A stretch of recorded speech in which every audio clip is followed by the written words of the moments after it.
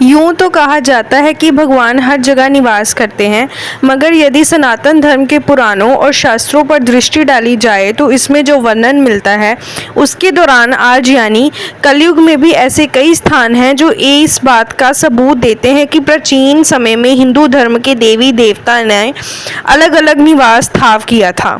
जी हाँ, इस कड़ी में अगर हम आप बात करें श्री हरि विष्णु के श्री कृष्ण अवतार की, तो हमारे हिंदू धर्म के ग्रंथों में इनके बारे में बहुत वर्णन मिलता है, जिसमें इनके बचपन से लेकर इनका महाभारत में अर्जुन का सारथी उस बनकर उसे विजय बनाना तक से बड़े जुड़े बहुत बड़े प्रसंग लिखे हैं। इसी कड़ी में आज हम आपको बताने वाले हैं उस जगह के बारे में जहां लीलाधर श्री कृष्ण मुरारी ने अपना बचपन व्यतीत किया था। तो चलिए देर न करते हुए आपको बताते हैं इस स्थान के बारे में। अगर आप भी हमारे चैनल पर नए हैं तो चैनल को लाइक, शेयर और सब्सक्राइब करना ना भूलिए। सनातन धर्म के ग्रंथों में श्री कृष्ण के बचपन से जुड़ी अनगिनत लीलाएं मिलती हैं।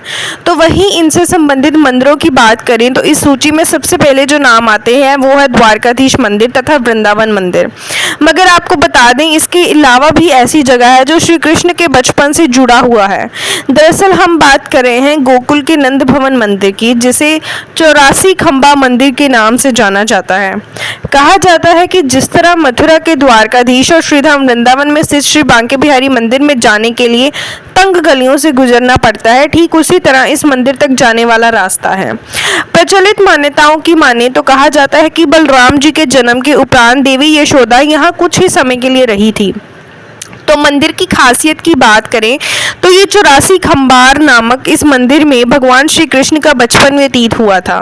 वासुदेव और देवकी को कंस द्वारा बंदी बना लेने के उपरांत नंद बाबा और उनकी पत्नी मां यशोदा के साथ भगवान श्री कृष्ण इसी घर में रहा करते थे। यही कारण है कि इस मंदिर में श्री कृष्ण का बाल रूप मौजूद है। इसके अलावा भी यहाँ इनकी अनेक मूर्तियां रखी हुई हैं, जिसमें से एक मूर्ति के बारे में मान्यता प्रचलित है कि ये प्रतिमा जमीन से अपने आप निकली थी। इसके अतिरिक्त इस मंदिर के पास में ही एक गौशाला भी है। नंद भवन नामक इस मंदिर को क्यों कहा जाता है 84 खंबा मंदिर? यूँ तो इस मंदिर को कई नामों से जाना जाता है, जैसे नंद भवन, नंद महल, मगर जो नाम अधिक प्रचलित है वो है 84 खंबा मंदिर। मगर इस मंदिर का ये नाम क्यों पड़ा, इस बारे में जानने के लिए आपको हमारे चैनल को लाइक करना होगा, शेयर करना होगा और सब्सक्राइब करना होगा। तो आपको बता दें, दरअसल इस मंदिर का नाम 84 खंबा मंदिर इसलिए रखा गया क्योंकि ये 84 खंभों पर टिका हुआ है। अगर मंदिर के आसपास रहने वालों की माने तो इस मंदिर से कई अन्य मान्यताएं जुड़ी हुई हैं। एक के अनुसार भगवान श्री कृष्ण अपनी माता पिता को 4 धाम की यात्रा का सुख गोकुल में ही देना चाहते थे, जिसके चलते उन्होंने भगवान श्री विश्वकर्मा से उनके घर में 84 खंबा लगाने को कहा। विश्वकर्मा जी ने कहा कि इन खंभों को कलयुग में कोई गिन नहीं पाएगा। ऐसा कहा जाता है कि तब से यही मान्यता चली आ रही है कि जो जातक इस मंदिर के दर्शन करेगा उसे 4 धाम की यात्रा का फल मिलेगा और ना ही कोई इन खंभों की गिनती कर पाएगा। जो कोई कोशिश करेगा उसकी गिनती में या तो एक खंभा कम आएगा या ज्यादा। बताते चले मंदिर के 84 खंबे होने से एक पौराणिक तथ्य और जुड़ा हुआ है, जिसके अनुसार हिंदू धर्म में 84 लाख वर्णों का जिक्र है, जिनसे होकर गुजरने के बाद इंसान को मनुष्य योनि का रूप मिलता है। इसलिए इस मंदिर में 84 खंबे लगाए गए हैं। मंदिर के दीवारों पर श्री कृष्ण की अनगिनत तस्वीरें और पेंटिंग हैं, जिन पर उनके बचपन की कई लीलाएं चित्रित हैं। उत्तर प्रदेश राज्य के मथुरा जनपद से 15 किलोमीटर दूरी पर मथुरा सादाबाद सड़क पर महावन नामक गांव ब्रज का बड़ा ही महत्वपूर्ण स्थल है, जो श्री यमुना जी महारानी के पास स्थित है। यही रोहिणी जी ने श्री बलराम जी को जन्म दिया। महावन नाम ही इस बात का द्योतक है कि यह पहले सघन वन था। महावन गोकुल से आगे 2 किलोमीटर दूर है। लोग इसे पुरानी गोकुल भी कहते हैं। यहीं पर रस खान की समाधि से थोड़ा आगे यमुना के तट पर ब्रह्मांड घाट है। धार्मिक मान्यता के अनुसार यहाँ श्री कृष्ण ने मिट्टी खाने के बाद यशोदा माता को अपने मुख से सारा ब्रह्मांड के दर्शन करवाए थे। कहते हैं कि इस स्थान के दर्शन कर लेता है जो उसे मुक्ति मिल जाती है।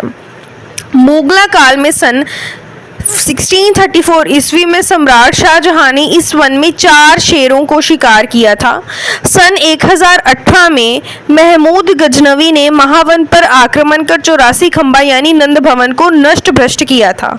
इसके बाद से ये अपने पुराने स्वरूप को प्राप्त नहीं कर सका। 84 खंबा मंदिर से पूर्व दिशा में कुछ ही दूर यमुना जी के तट पर ब्रह्मांड घाट नाम का रमणीक स्थल है। यहाँ बहुत सुंदर पक्के घाट हैं। चारों ओर सुरमय वृक्षावली उद्यान एवं एक संस्कृत पाठशाला है। यहीं से कुछ दूर लता वलरियों के बीच मनोहारी चिंताहरण शिवजी के दर्शन हैं। गोपराज नंद बाबा के पिता प्रजन गो पहले नंदगांव में ही रहते थे। वहीं रहते समय उनके उपानंद अभिनंद श्रीनंद सुनंद और नंदन ये 5 पुत्र तथा सनंदा और नंदनी 2 कन्याएं पैदा हुईं। उन्होंने वहीं रहकर अपनी सभी पुत्रों कन्याओं का विवाह किया। मध्यपूर्ति श्री नंद जी महाराज को कोई संतान ना होने से बड़े चिंतित हुए। उन्होंने अपने पुत्र नंद को संतान की प्राप्ति के लिए नारायण की उपासना की और उनके आकाशवाणी से ये ज्ञात हुआ कि श्री नंद को असुरों का दलन करने वाला महापरकर्मी सर्वगुण संपन्न एक ही पुत्र शीघ्र ही पैदा होने वाला है। इसके कुछ ही दिन बाद केशी आदि असुरों का उत्पात आरंभ होने लगा। प्रजन गो पूरे परिवार और सगे संबंधियों के साथ इस बृहदवन में उपस्थित हुए। ये वन नाना प्रकार के वृक्षों लता पताओं और पुष्पों से सुशोभित है, जहाँ गांव को चराने के लिए हरे भरे चरागाह हैं। ऐसे एक स्थान को देखकर सभी गोप ब्रजवासी बड़े प्रसन्न हुए तथा यहीं बड़े सुखपूर्वक निवास करने लगे।